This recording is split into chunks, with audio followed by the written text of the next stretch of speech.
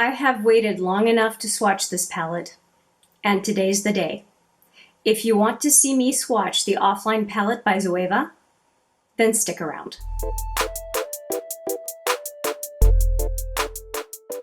Hi there, it's Hélène. Welcome. Yes, today is the day I swatch the Offline palette by Zoeva. I received this palette some time ago in an order of Beauty Bay products. I'll put that video right there if you want to see everything I got from Beauty Bay. It was my first ever order from Beauty Bay and it was a very good experience. So if you're curious about what that was like, you may want to check out that video. And yes, this was one of the palettes in there. And what attracted me to Zoeva was, well, first off, I've been hearing about the brand, but there were a number of the palettes on Beauty Bay that were on sale. And I kept putting the ones that were on sale in my cart, and this one kept nagging at me because the color story really spoke to me. So I just decided to remove everything that was on sale and go with this one. It was a very affordable, I think it was $23 Canadian, very affordable palette, and I just thought, just get the one that speaks to you. You want to try the brand. So that's what I did. And in my defense, everything else that I put in my cart was a really great deal, so I don't mind having one palette that was just like, well, just add it in. So I do like the very sleek nature of the Zoeva packaging, and I do appreciate every time there is a sleeve. I am less concerned about traveling with a palette when I know there's a little bit of extra protection, because I do like to keep my palettes looking nice, even if the inside gets abused. So here is what it looks like. There is no mirror in a Zoeva palette, so that's what it looks like. And they did take advantage of adding to the design on the inside, which I do appreciate. And 10 shadows, and of course, the bottom row really got me, and these two are of particular interest to me. And of course, the top being neutral makes it helpful to work with the bottom row. And I really do want to play, to do a swatching party basically with you with this palette today, and we'll see what the formula is like. I don't expect that there are any that I don't like or that it won't perform as well as I'm hoping, but you really don't know until you swatch. And of course, the ultimate test is your first impressions of the palette, and whether they are working well with your skin, your eye shape, and whatnot. Different hues work better on different people, and skin tone and all that good stuff. Lots of variables across the board for everybody, right? I'm rambling at this point. So let's do the following. I would like to do 3 finger swatches. So I'm going to go across the top 1, 2, and then finish up with the last of the row there. So let's go right away. I'm going to swatch with my left hand and going right into those, oh, they're very buttery, those mattes, and that's what you hope for mattes. And then the shimmers feel very nice as well. And here I said 3 finger swatches, and I went in with my pinky on the first row. We'll do that for this one, and then hopefully change my tactic for the other 2 sets. So these are very, very light colors. This is the first shimmer. And I did not give names. I will remedy that in a second. So let's go for the second swatches. I always double swatch everything, and I will fix that with the names. And I didn't think of the names because they're not actually underneath the shadows. They're off on the side in the upper part of the palette, so that's my excuse. So the first one is Ring Ring Ring. Second one is No Connection, Pause, and Unavailable. Ring Ring Ring. Pause, I think. No Connection, pardon me. No Connection. Pause, and Unavailable. And that has so many meanings. Now, when I unveiled, so to speak, this palette in my Beauty Bay order, I did mention that for me it has a connection to The Matrix, which is a movie from 1999. I'm sure you would have heard of it. And by the way, they are filming Matrix 4. Did you know that? I found that out yesterday when Stephen Colbert was interviewing Keanu Reeves, and I just about fell off the couch. Matrix is my favorite movie. I have the trilogy in the house. And when I heard about Matrix 4, which is going to be the 20th anniversary, I'm over the moon. Well, not 20th anniversary, like 22 years, but I'm over the moon. I will so be getting to watch that movie ASAP when it's in the movie theaters, no question. Now, pausing the fandom here, pausing my gushing, I'm going to go back and just do these two one last time so that they have the best chance of showing up on my skin tone because they're so close to my skin tone.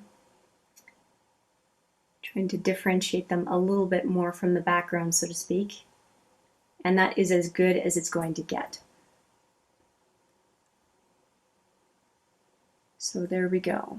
Okay, and finally, one last time, the fingers. I do like the last two. I prefer this one in the crease is always going to look good, even if it's a one shadow look, at least for me.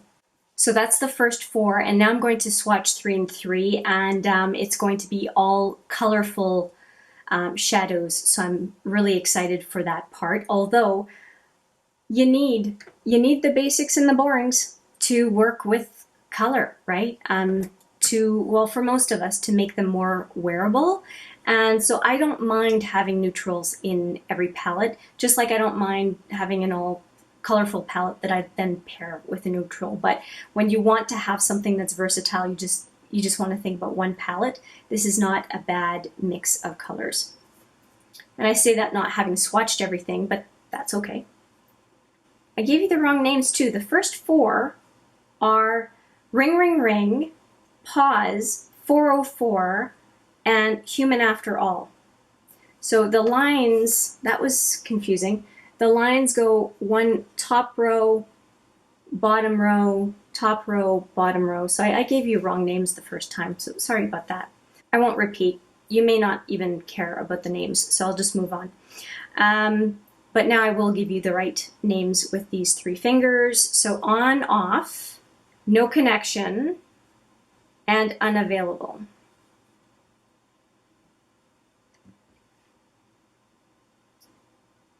On, off, oh, beautiful. No connection,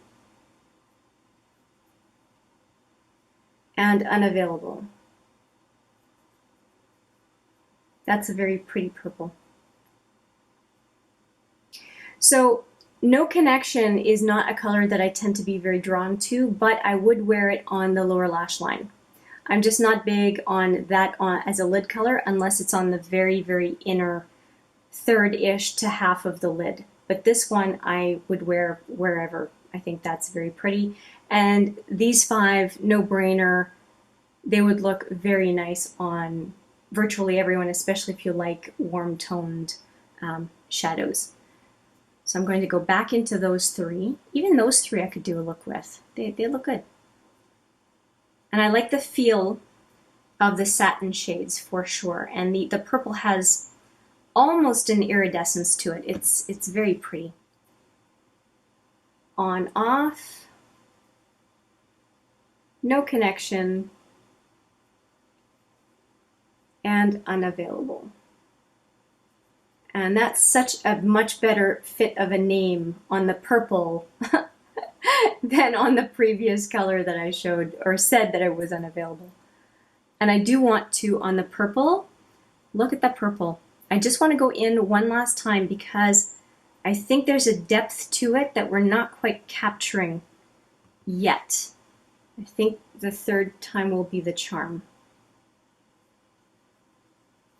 It's almost like a pastel-y satin. It's very interesting. Okay, I won't go back in for that one. That is as far as it's going to go. And there are the colors. The fingers always tell you more than the swatches on the arm because of that curvature of the finger. I find that they let me know more what it's going to look like on the eye if it's a lid shade. My opinion anyway. And now we are into the last three. And we have Contact, Pasithea. I don't know what that means. Pasithea. It's the burgundy. And Interpersonal.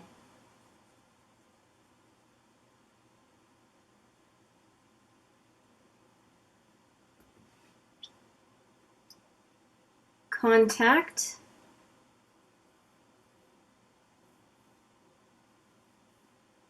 Pasithea.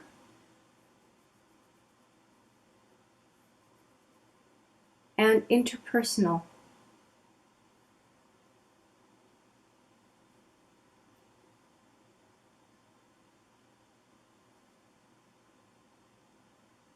I like this one. It's always important to swatch. It's just you never quite know in the pan.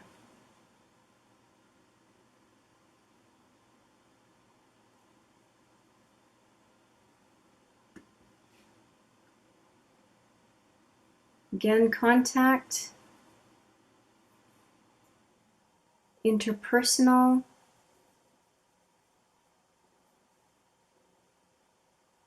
is that the one, Interpersonal? No, Pasithea, pardon me, and Interpersonal.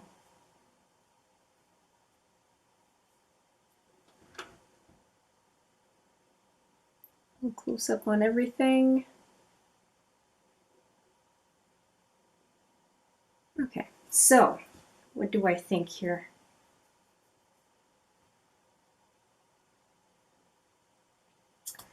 I like them all except for the blue. I'm really not keen on the blue. If the blue had been replaced by a white or a black, I would be much more happier. I would be happier, not much more happier. I would be happier. So for me, that's why I covered the blue. I just wanted to see the rest of the palette, and if anything, I would have taken another purple or another red or dusty rose or something. But yeah, the blue is just not my thing. But I may like it on the lower lash line, or as I said, the inner third to inner half of the lid. I'll have to try it out. This is a surprising color. I like it more than I thought I would. And the mattes, none of the mattes surprised me. I pretty much knew that I would like them. I might just, like I did with this purple, I might just do one last swatch with the kind of lilac matte. It's like a lilac-y gray.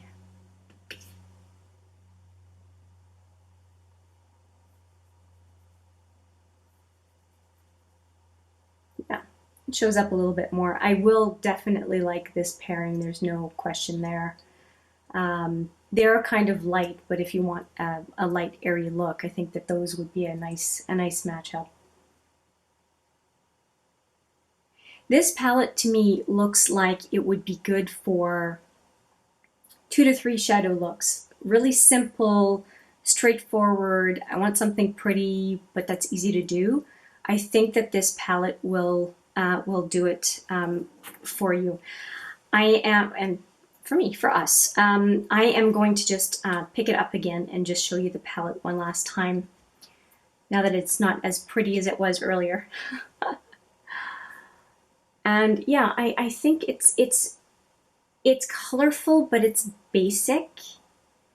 And that's not a bad thing when you don't want to think too hard on a given day. And I think that it's very approachable. And now that I look at the blue, I think that the two opposites here, the blue and this color right here, might actually make a nice pairing.